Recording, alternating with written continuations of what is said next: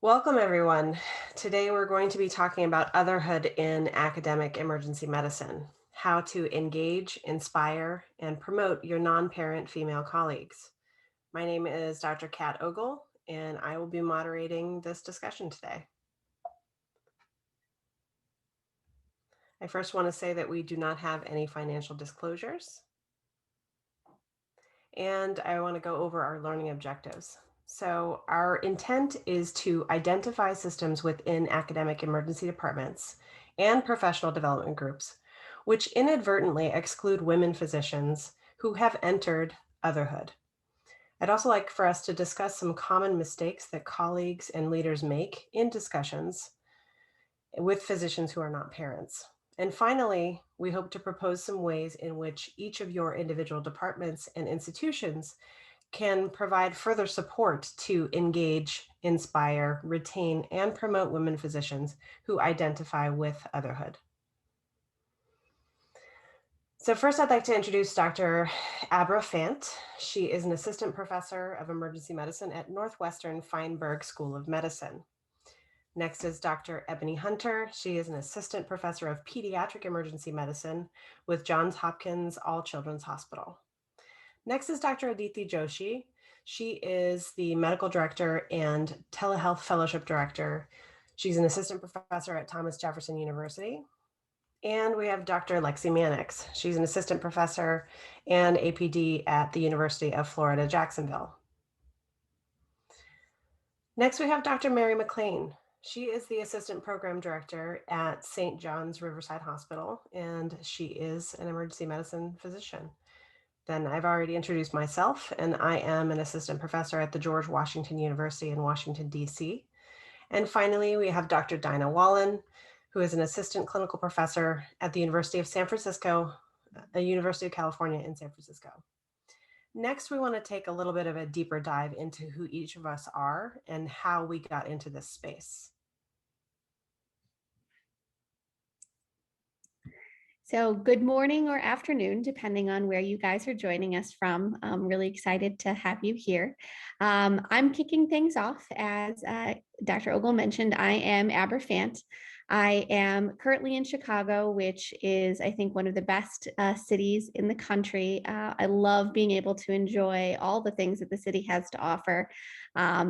Just a little bit about me, just personally, I am a connoisseur of fancy cocktail bars and shoes, some of my favorite things to do, and a very devoted dog mom. I am currently down to just one dog, but he and I do agility training every week, which is a super fun activity when I'm not in the emergency department.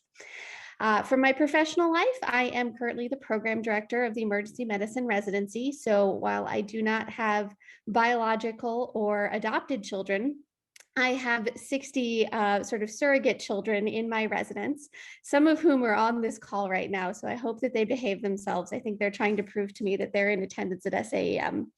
But I'm really, really excited to get to go ahead and have this conversation with all of you. I think this group is amazing. And I'm going to turn it over next to Dr. Ebony Hunter. Thanks, Abra. So hi there, I'm Ebony Hunter. As you've heard, I'm a pediatric emergency medicine physician at Johns Hopkins All Children's in St. Petersburg, Florida. When I'm not working clinically, I'm usually doing trauma education, clinical informatics, or diversity and inclusion. I am also a media liaison for our hospital, and that keeps me pretty busy outside of my clinical duties. I'm a down South Louisiana girl from a huge close-knit family, too many to put on the screen, actually. There's so many grandkids, not from me. I like to think that I am the best aunt and godmother ever. And I also have a dog companion named Donut, who you see on the screen, and he's been charging me rent for like 9 years now. I'm here in this cause because in my early 20s, my best friend had to undergo a hysterectomy. She doesn't mind me mentioning this, but it made me very well aware of what childlessness means at an early age, at the onset of my career. So it just made me hyper aware of that issue. I have remained her advocate and wanted to empower women who are in the same boat as us for whatever reason they were in that boat. So that's why I'm here. Now you get to hear from Dr. Aditi Joshi. Thanks, Dr. Hunter. Hi, everybody. I'm Aditi Joshi, and I'm in Philadelphia, Thomas Jefferson University. While I do work in the emergency department, most of my work is actually in telehealth. I chair ASAP's telehealth committee. I also wear the medical director and run a fellowship here at Jefferson. And I've worked in this space about 8 years and find it really exciting to work in tech as well as emergency medicine and find how the future is going to relate and how we change. Aside from that, what I love doing in general is I travel a lot. I like big cities. I also love cocktails. So Dr. Fant and I will have to try to find a place one day to go to together. I practice martial arts and have for about 11 years, which I also credit to how I was able to overcome burnout when it was really bad. Relevant to this topic, when I was younger, it was always clear to me that women always had a very set, defined role and path. And even when I was younger, I realized that that wasn't for me. I always wanted to do and be and have the freedom to do what I wanted.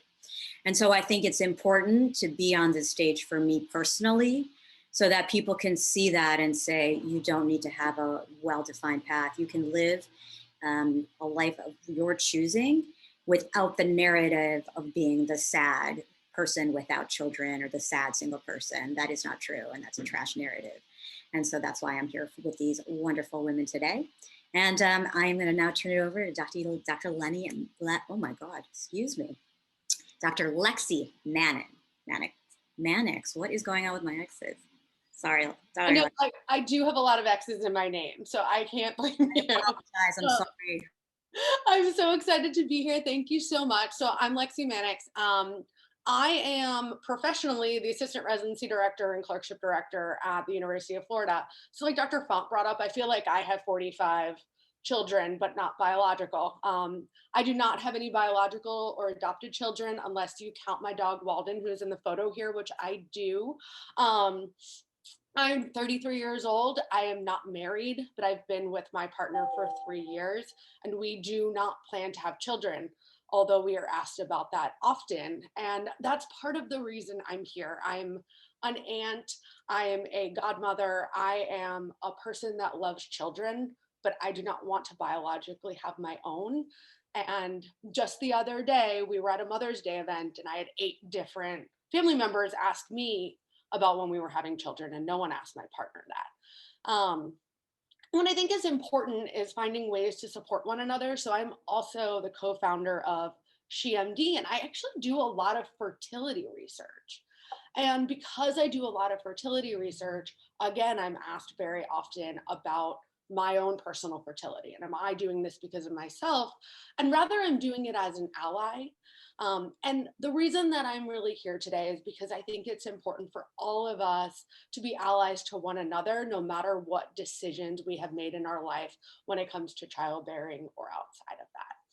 So on that note, I'm going to hand it over to Dr. Mary McLean and let her introduce herself. Thank you so much. I also am thrilled to be here today and to be working on this team of wonderful women. Like Dr. Ogle mentioned, I am one of the APDs at St. John's Riverside Hospital, where actually I just graduated from residency last year. And I originally am from Portland, Oregon, made the move to the East Coast 4 years ago, and now I'm in New York in Yonkers. I'm 35. I've been married to my partner for the past 12 years, and we have no children except for Mr. Pancakes, who is our cat, who might make an appearance at some point. I wouldn't be surprised. And also, like Dr. Fant and Dr. Mannix referenced as well, my residents. We have 30 of them, and they mean a lot to me in my professional life. How I got here.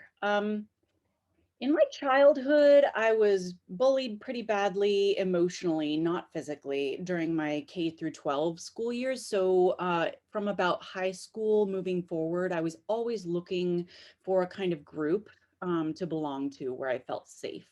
I ended up succeeding on teams and in roles that have not historically been associated with my gender by society. I played the tuba in both concert and marching bands. I went through a 2-year microelectronics technology college program just out of high school. I worked as a microchip manufacturing technician at Intel. And these really felt like boys' clubs to me, but they felt safe to me because I was the only woman. I stood out, I was unique, I was skilled and dedicated. I kept myself very busy and I pushed myself hard and was therefore successful in my education and my professional life. This focus on my eventual professional life became my comfort zone, my main goal in life, and the area that brought me the most happiness and satisfaction, really. Meanwhile, uh, into my late 20s and early 30s, I became more and more aware of friends and family members who were having children and how it affected their lives. And I focused a lot on how it affected their education and their professional lives because for me, I feel like most of the time I am already operating at maximum capacity with my own education and career. And this the way that my life has gone in the past decade, I just cannot see me having succeeded professionally if I had a child during that time. So that was sort of my conscious choice, knowing myself. Then we fast forward to now. Of course, I get comments from parents and in-laws. The clock is ticking. I get comments from my doctors. You're not, you know, um, uh, parents, grandparents are saying, I won't be around forever. I want to meet my grandchildren. But this talk is more about the comments that we get and the patterns that we see in the professional setting. So, in my professional life, in my schooling, in my training environments, I have gotten those similar comments. Usually the people I get comments from are actually women, very few men. I don't know if that's the pattern for everyone here. Um, and what I hear and see most often in the professional setting is there is no better time. But at least for the next couple of years, I don't see motherhood being in the plans for me.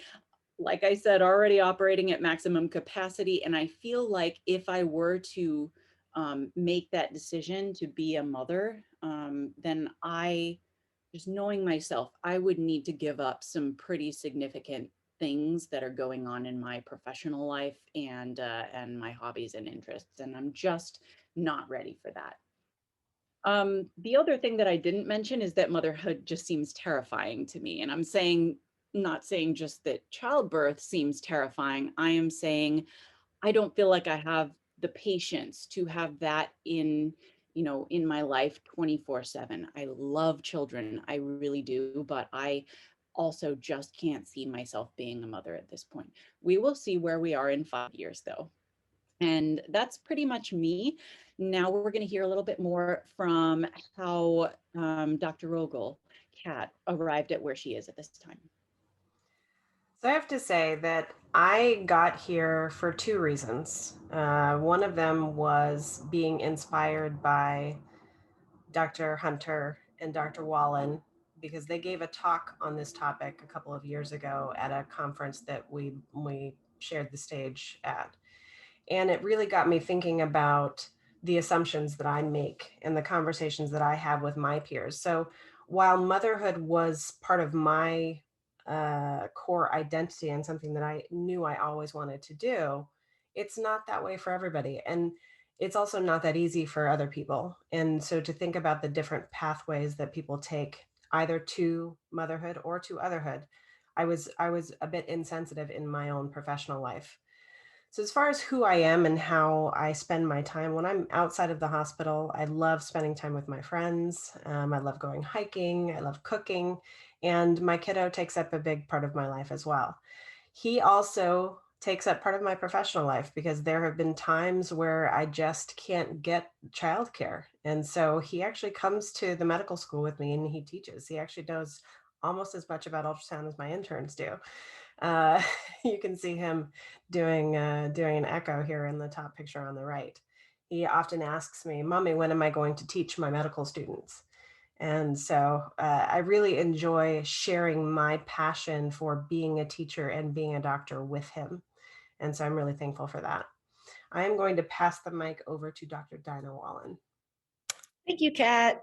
My name is Dinah Wallen, and I'm an emergency physician and PEM specialist at UCSF San Francisco General Hospital. I'm the director of didactics for our EM residency, and the main foci of my career are, not surprisingly, pediatrics, of course, medical education, bioethics, and diversity, equity, and inclusion in health. I absolutely adore children, have devoted my career to them, and am delighted to be their doting auntie, but have no desire to be their mama. The picture on the left is me with my pals, Jackson and Jolene, at SAEM 2019 in Las Vegas, my hometown. I've known their mom since I was 9, and I love these two to pieces. Outside of work, I love to run, bike, and swim, but have never done a triathlon and cannot wait to get back to traveling and attending live theater and concerts. I have multiple reasons for being childless: professional, personal, environmental, political, ethical, and I won't bore you with them, but I have felt this way consistently throughout my adult life. I'm 36 years old, and my partner Gustavo and I have been together for over 12 years. And I am so thankful to travel this journey with him and our cadre of houseplants and brightly colored sneakers. We are shoe aficionados like Abra. I am here, along with all of these amazing women that you just met, to share my experiences and perspectives as a childless female emergency physician with all of you, in the hope that each of you will be able to become stronger allies to all women in your department, including your childless colleagues like us. Dinah and I had an amazing opportunity to speak on a national platform on this topic in 2019, pre-COVID.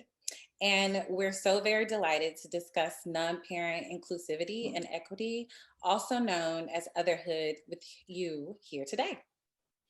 Otherhood, what does that even mean? It's a term coined by Melanie Notkin to describe a marginalized group of women like us who are not mothers, but others.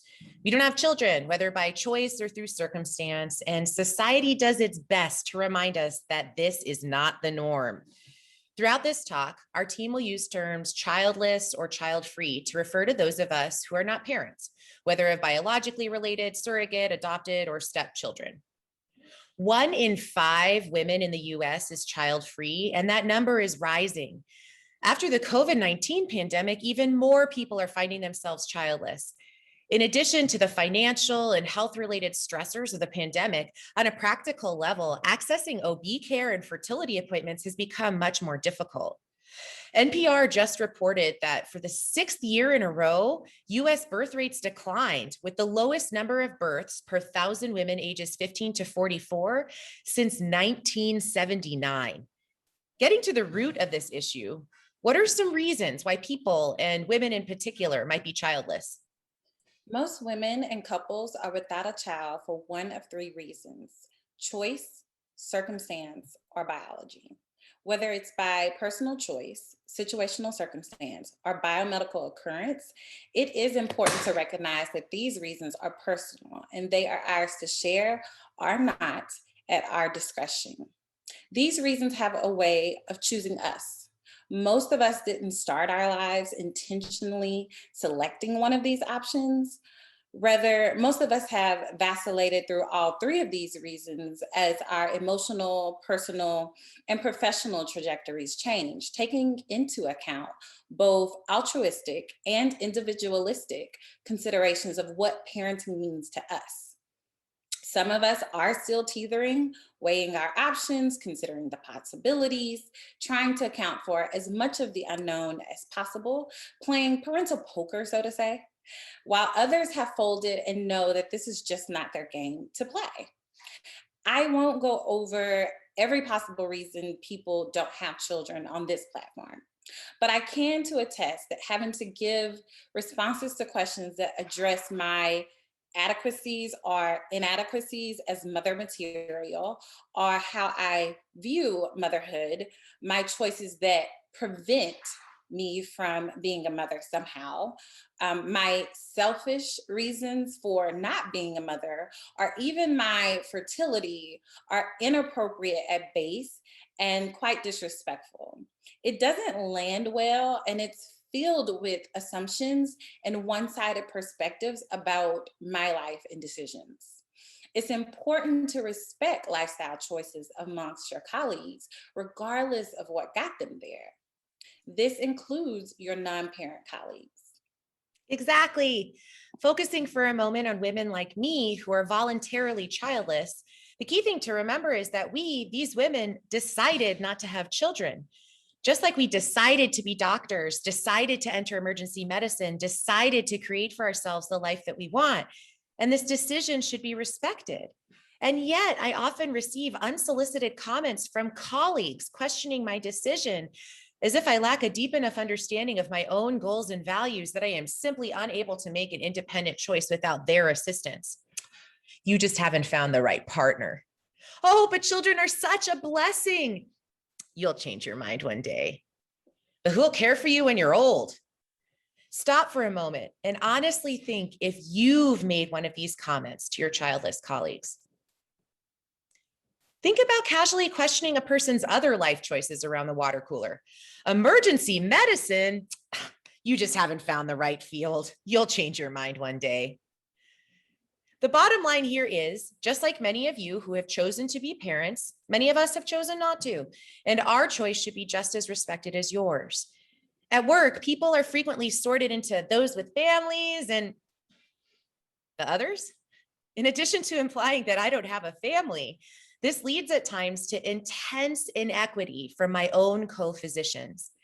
Inequity such as unfavorable scheduling. We don't have to help anyone with Zoom school, so we must be available to meet.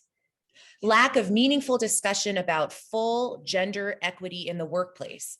There's more to discuss about being a woman in medicine than parental leave and space to pump, although those topics are very important. And in some instances, decreased pay. Specifically, in my instance, being salaried $5,000 less per month than my lesser educated, lesser experienced male colleague of the same leadership position title, and being told that his pay couldn't and shouldn't be changed because he was a father with dependents. When did pay become about dependence? The assumptions that I don't deserve my pay because I haven't exercised the right to use my womb in the manner they saw reasonable was degrading. The implications of unequal pay and lack of workplace equity are so far reaching. I won't go into that now, and we can save that for another panel. Bottom line, people shouldn't have to bear children to rationalize equal pay.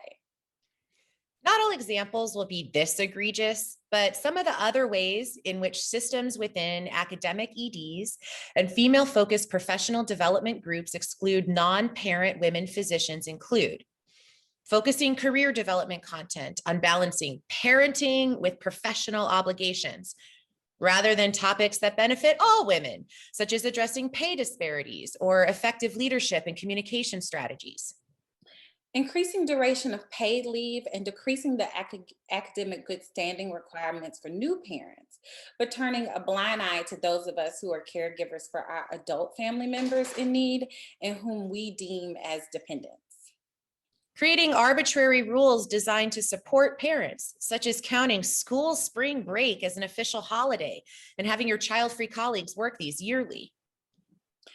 Equating support for pregnant or lactating individuals with creating a female-friendly environment, when women continue to be spoken over in meetings and bypassed for leadership positions.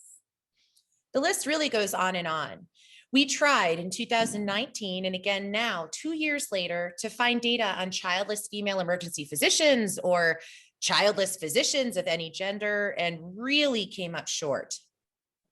This lack of data leads to a bigger issue of how we as a group are valued.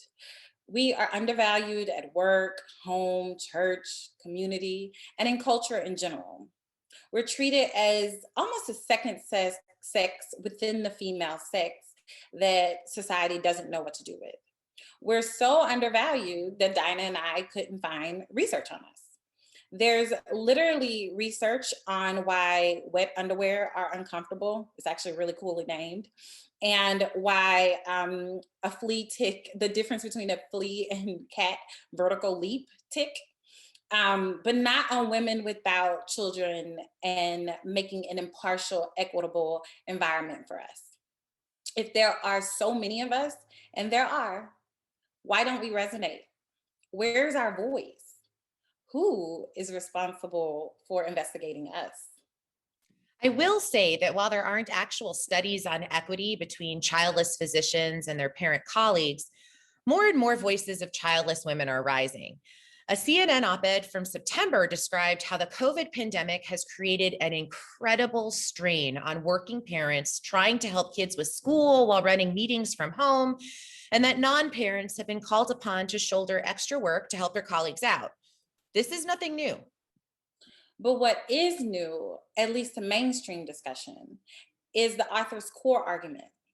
The solution isn't for non-parents to judge parents for being unable to accomplish an unrealistic to-do list, nor for parents to express resentment when their non-parent colleagues limit the extra work.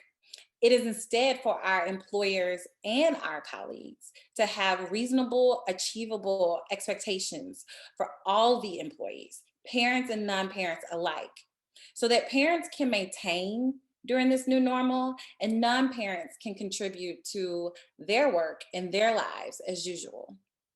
A truly inclusive workplace where everyone is able to thrive to their fullest potential. One additional barrier faced by childless women is a lack of mentorship. Not only are women already underrepresented at the associate and full professor level, and even worse in hospital leadership positions, of the women who did make it, not many of them are childless. The women with whom we work want to mentor us, but they don't know how, because our experiences are so much different from theirs. And while they are pros at nanny share and carpool, toddler-friendly meal prep, selecting schools, and other parental duties outside of work, they don't really know how to counsel us at being pros at advocating for ourselves outside of work without children. Let's have a more female inclusive advocacy groups that truly celebrate the diversity of women and what we bring to the table beyond our biology. This is why we're here. How can we all advocate for all women in emergency medicine? To kick this off, Dr. Abra Font will teach us what's already known about this problem with a dive into the data. Thank you guys so much. So as you heard over the last 10 minutes or so, and as you are probably aware, being immersed in emergency medicine currently, there is an equity problem, not only across racial disparities, but also across gender disparities. And this is something that we have known about for quite some time, but it's really gotten a lot more attention, at least on the gender side, over the last 5 years. So a quick search looking through published interventions about how to improve equity for women in the emergency medicine workplace shows that there's been about 40 or so papers published in the last 5 years. But really the first paper that I came across is actually much older than that, from 2008. And this is a white paper that was published in Academic Emergency Medicine. And so it really shows that this problem has been around for quite some time, and we've been talking about it. The beautiful thing about this paper is that there were really no maternity-specific recommendations. It was really focused on a lot of these issues that both Dr. Wallen and Dr. Hunter had brought up. Really, how do we achieve equity despite the status of parents or non-parents? Thinking about using transparency in compensation models. It also decided or made a recommendation about creating normalcy around major life events. That child rearing is simply one potential event. There could be many other things such as personal illness, caring for older dependents, and that all of those things should really be taken into consideration for equity in the workplace. So this was awesome. This was back in 2008. Lots of recommendations laid out. And yet here in 2021, we're still having this conversation and still seeing that there is a disequity amongst women and men in the emergency medicine workforce. The next paper that I really want to just highlight very quickly came out in 2016, so a relatively new one that came up with a lot more recommendations. Their concern about the first white paper was that it was truly focused on academic emergency medicine and didn't really provide a lot of guidance to employers or colleagues of people who were out in the community workforce.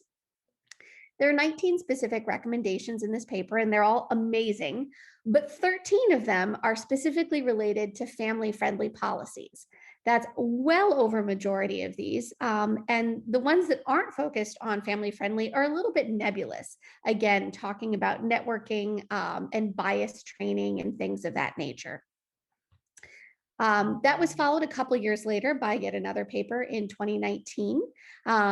This again kind of focused a lot more on very nebulous things, auditing hiring practice, making sure that everybody was getting their bias training, having lots of policies on transparency, but things that are just not as easy to demonstrate from an employer standpoint as some of the more family-friendly policies, such as dedicated lactation space or change in schedules for women who are pregnant.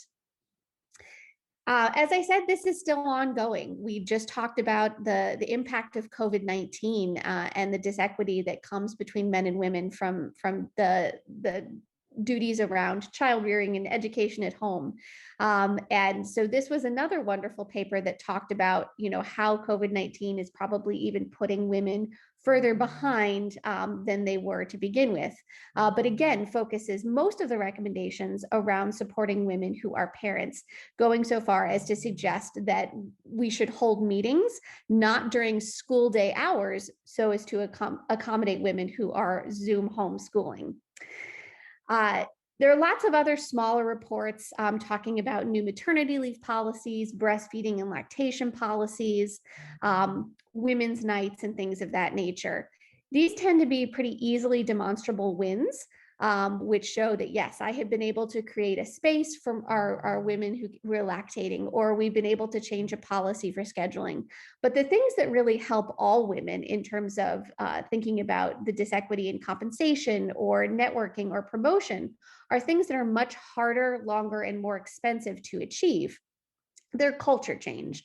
And as we can see, since we've been having this conversation for almost the past 15 years, we haven't actually made much progress. Women still make up only about 1/3 of the EM workforce. We are still very underrepresented in chair and professor roles, and we receive less money in grant funding from national grant funding agencies.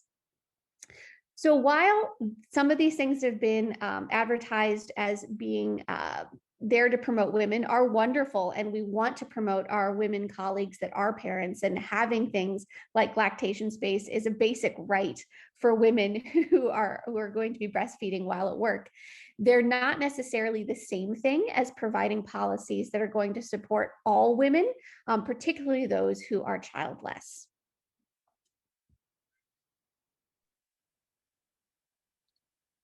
So to kind of continue on with Abra was just talking about, a few years ago at this conference, I remember sitting at a table with a bunch of other women who were a part of AWEM. And all of the women at that table I respect, and both professionally and personally. But as we sat there, they discussed some of the important issues that were coming in the next few years for AWEM. And they discussed fertility and maternity leave and lactation rooms and childcare and scheduling and transition back to work. And as I sat there, I disappeared. Because while all of those things are so important, and I am an absolute advocate for all of that within my department, they didn't include me. And what it did for me in that moment was made me feel like my experience as a woman in medicine wasn't relevant because I wasn't a parent. And that's just one example about how organizations can sometimes make us feel isolated, the women who have chosen Otherhood. And I wanted to bring that up because it's not just about organizations, but it's also about social media. Of the moms in the room, how many of you are in the Physician Mom Group, PMG, on Facebook? And it's been such a great resource for women, and we are not included in that group. So in addition to just kind of broad, both societal, institutional, professional groups, et cetera, one of the other things I wanted to touch on was actual family leave and that conversation instead of maternity leave. So the majority of caregivers in the United States, just in general, are women, 65% of them. And they're not just caring for children, they're caring for spouses, for parents-in-law, for friends, for neighbors, for nieces and nephews, for whomever. And using the inclusive language of family leave rather than just maternity or paternity leave helps include women like us in the conversation. Because whether we're parents or not, we're still women, and women still end up taking on the majority of that caretaker role in society today.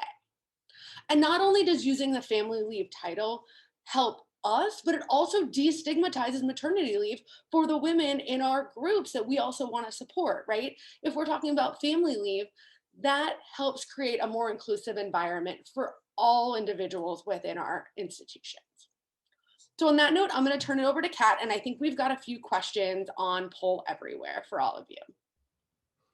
Awesome. Thank you so much. So which one of these best describes you? If you just click the link that's in the chat, it'll take you to this poll.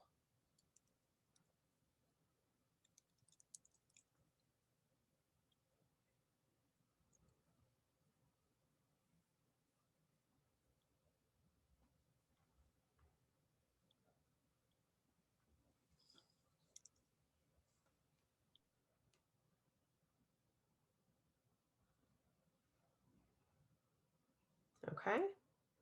So vast majority of you are non-parents, love it. And then for those of you who identify as women, how often are you asked about children while you are at work?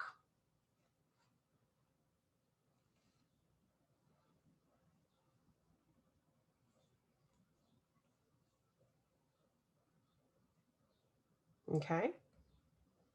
Dr. Mannix did a little Twitter poll earlier this week, and so y'all are falling on the same demographics. For folks who identify as men, if we have any men in the room, how often are you asked about children?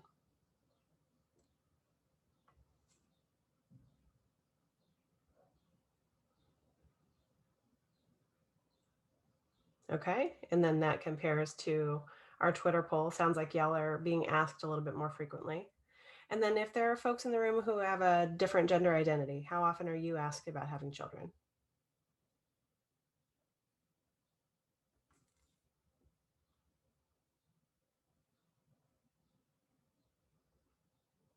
Okay, and this is our Twitter poll. All right, last question. When folks ask you about your plans to become a parent, what one word would you use to describe for how that makes you feel?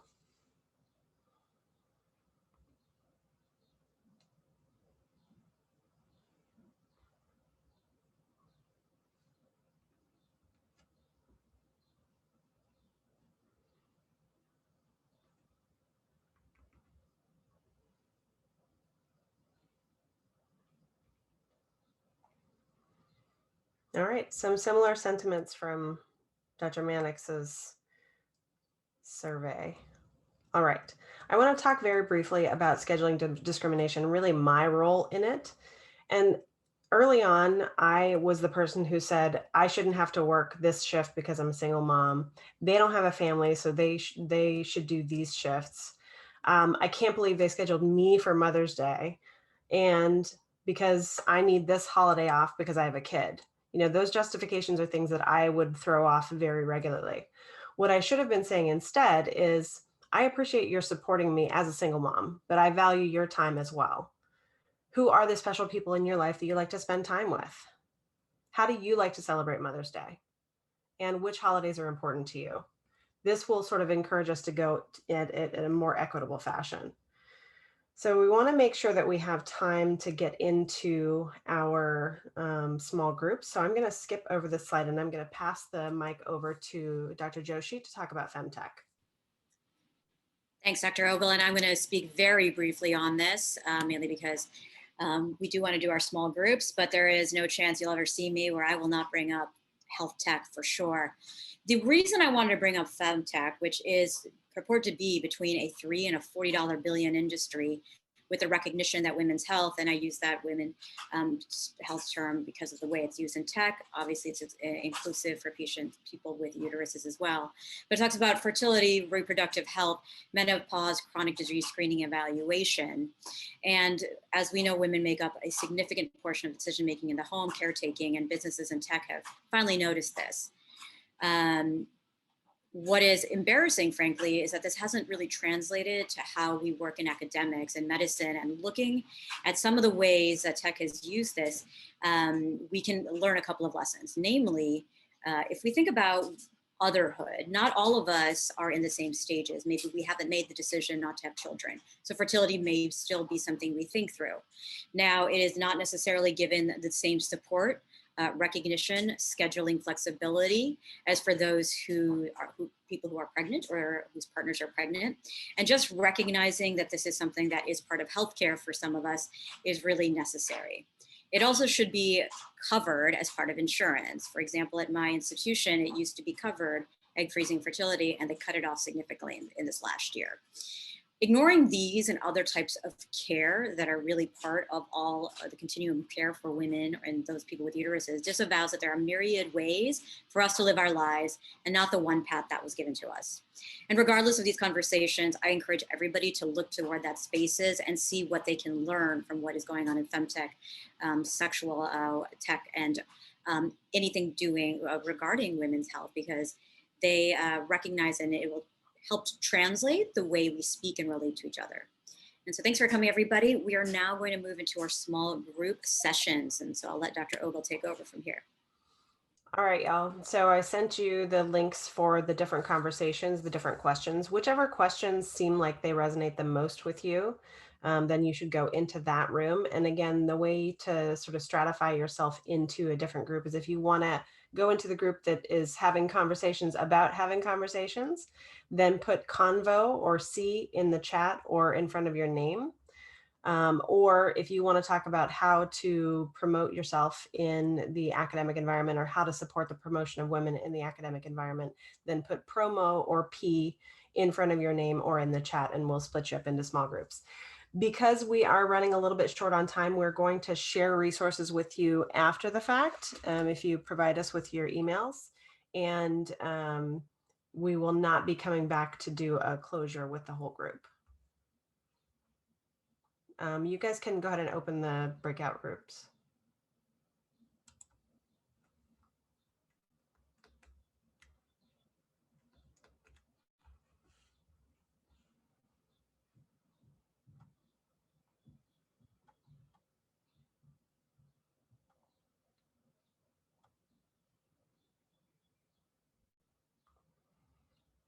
And if any of y'all that are in the room still are not sure which room to go to, just let me know and I'm happy to chat.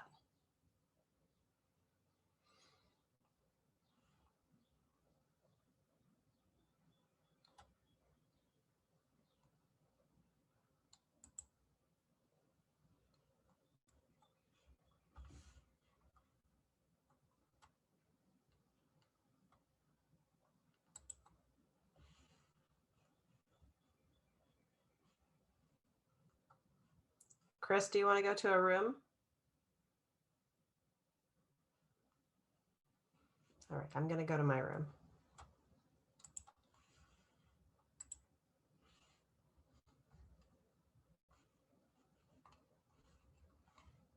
Kat, before you leave, and I know you're going back to your room, it sounds like you don't need me, correct?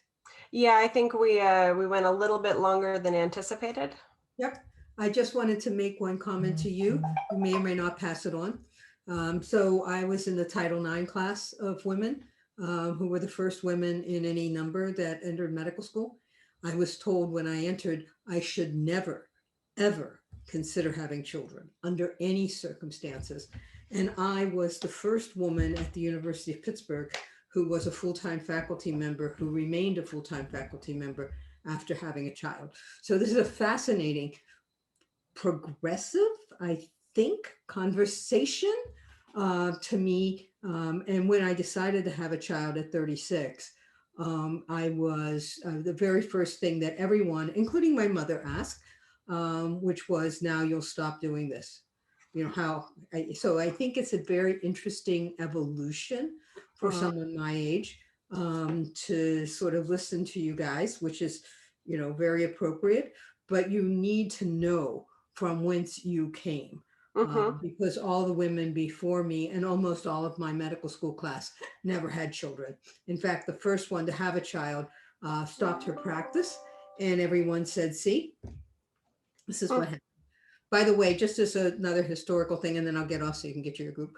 When we were taken, prior to me being accepted to medical school, they had never taken more than one woman, except during World War II when they were forced to because there weren't other applicants. But then they only took 3 or 4. But my group, they took 10. But on the first day of during what you now call the white coat ceremony, we didn't have that. But during that time, the dean announced to the alumni that not to worry, because although you saw 10 women in the new class, they had enlarged the size of the class by 10 to ensure that they would still be creating the same number of real doctors. Wow. Yeah, never forgot that. And I was like, what did he just say? What? Oh my God, that's what he said.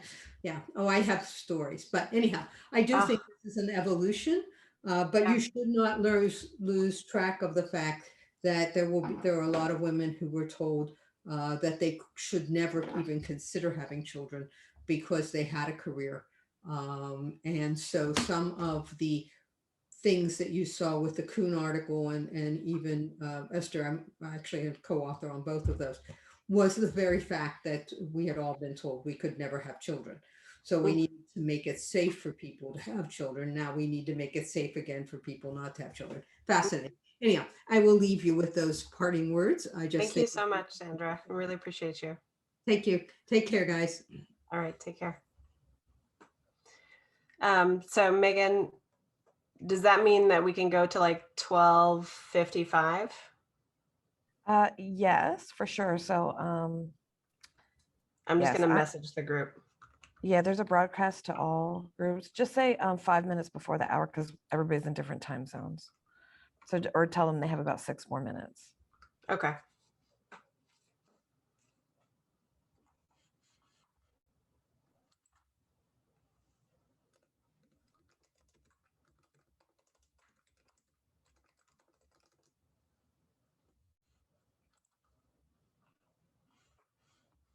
All right, now I'm going to actually go into a room.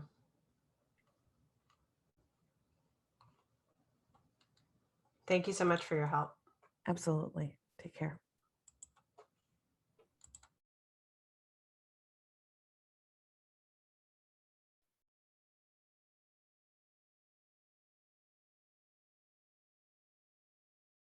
Hey, Nicole, did you want us to assign you to a room?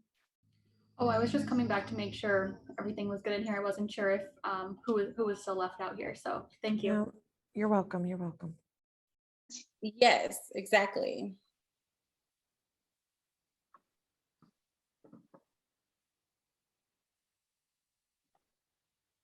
Ooh, I should probably not say this, but I almost feel like the non-parent is the default in getting promoted because like it's men generally. I mean, it's not the caretaker, it's not the one who's doing all the housework or whatever stereotype you want to put on it. It's the person who has the more free time to write the papers to get the promotion, right? And it's generally people who are already in power pull up other people, right? So since there are less women who have already achieved ranks to pull up other people, less women get promoted. Like we're still creating the pipeline to pull women up through the pipeline, right? And that's whether you're a parent or not a parent, either way. So I can't think of any way that I've like particularly helped to promote non-parent colleagues because I feel like most of the people that I know that have gotten promoted that are women are non-parents. Okay. What could professional development groups in your department and in your institution, what could they do to be more inclusive of both child-free, non-parent women and men, and like literally everyone, basically? And anyone can take these questions. I mean, I'll sort of start by picking up on something you guys said in your very excellent and smoothly done presentation. Thank you for that. So I work in the Boston area, and in our shop, we have made some efforts over the last few years to do a few things. One is salary transparency and evening out. So we have a pretty clear calculation for how salaries are done. And it's now pretty transparent. Like you can sort of figure out how your salary, and by the way, your bonus will land based on pretty clear and transparent metrics. There's no black box behind that. I think other things that we're still trying to work on are to kind of be parent and non-parent inclusive when we do things like scheduling leadership meetings. So in determining work hours. So I'm the head of a division, and one of the things I do on a yearly basis at the beginning of the year when we have our new folks in is just to remind people that as a division, we agree not to email each other after hours, or if we do email after hours, no replies are expected on weekends and at nights. And we try to have all of our meetings during both family and non-family friendly work hours, you know, like a sort of more normal 9 to 5-ish or even 9 to 4:30 time, rather than super early or super late, which can cause problems for families, caregivers, and people who are trying to have a life. You know, in emergency medicine, we work too many nights, weekends, holidays as it is. And so we try to be even more protective of the time. And, you know, that's met with varied success, but I think trying to standardize it. And then the way that we handle, I won't say family leave, because in Massachusetts, we have parental leave and family leave, and those are slightly different kind of deals at our institution, but calling it parental leave rather than maternity and paternity, that's been something that we're trying to push and help. So, I mean, those are things that we do, but I don't know that that would necessarily qualify as promoting parents or non-parents over one another, but rather trying to be more respectful of everybody's time and kind of equity.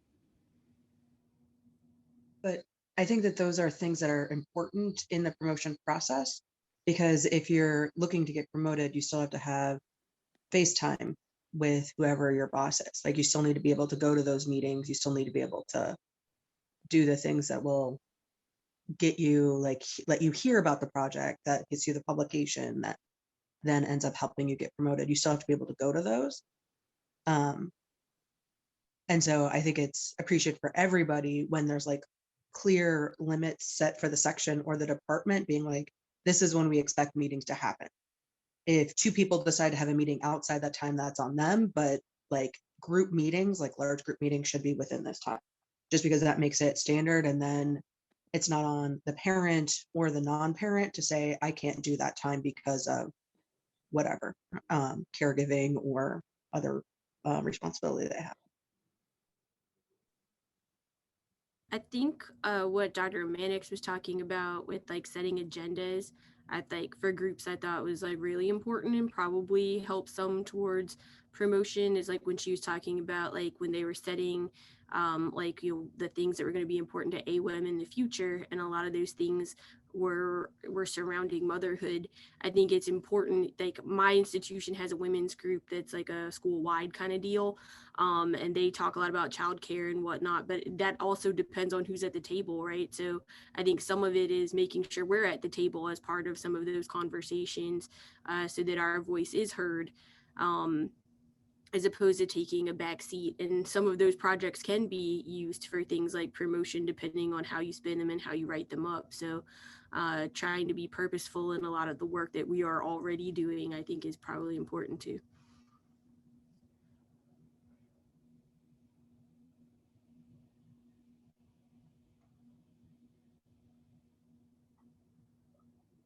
I guess I'll throw another one out there for consideration to the group. One of the things that I try to do is to encourage my male parent colleagues to take the maximum amount of their parental leave. I think it comes down to trying to normalize caregiving for men, because if we don't do that, I don't think it's ever going to get shared equally. And so it's, at my institution, there is an equal amount of parental, what they call bonding leave. But the birthing parent, who is by definition going to be a female, is given extra leave on top of that. Now, biologically, I think that makes a world of sense, of course, but it also can lead to a lot of these sort of inequities in how people view promotions and the special deals that are given and all of that.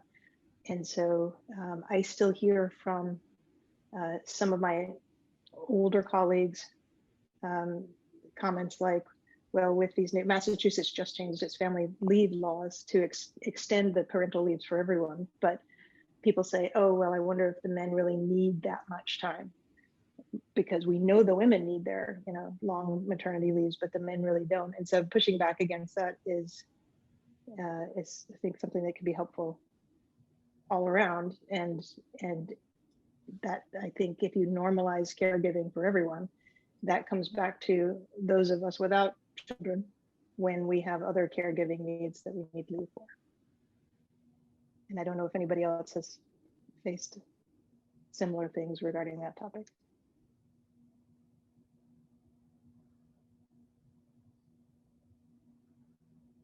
This is Emily Hirsch. I'm at the University of South Carolina, Greenville. Not really quite sure that I know exactly what to say in the midst of this conversation, but I will say that, one of the things that my department has done, which I think is really good, and we were kind of alluding earlier to something about Mother's Day and which holidays are important to you, is that everyone in our department was kind of asked, like, which are the holidays that are the most important to you over the course of the year? Because that really does pertain to some cultural differences, maybe some religious preferences, maybe some parent versus non-parent preferences.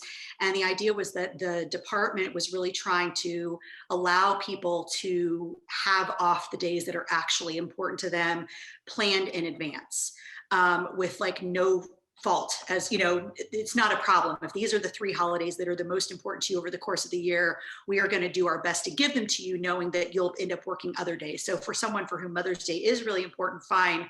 For me, the Jewish high holidays in the fall are really important, fine. For someone else who's Irish, who really wants St. Patrick's Day to do their thing, fine. Like, there's no harm, no foul. You get to pick your 3 holidays that are actually really important to you over the course of the year, and we'll try to give that to you. I'm not really quite sure what to say about promotion, only because I'm one of the most senior women in my department, and I'm still an assistant professor. Hopefully will be promoted this summer, but I felt like there's a real dearth of mentorship for me over the course of my career, that I've had to kind of claw my way up. But I don't think that that's made a difference about the fact that I'm single without kids versus someone who's married with children. I haven't noticed it that way. I just have felt a dearth of mentorship personally, so. Thank you for introducing the topic, though. It gives me something to think about. Well, we're coming to a close. They're going to kick us off in a couple of seconds, actually, but we will have information and questions to continue to ponder on, because a lot of us have just never thought outside of the realm of having this even be something to consider. And just think about it and take it back to your institutions and have more conversations with parents and non-parents alike. And so you can get different perspectives on how we can make this a more inclusive environment for everyone. Thanks for coming, guys. Thanks for coming. Thanks, everybody.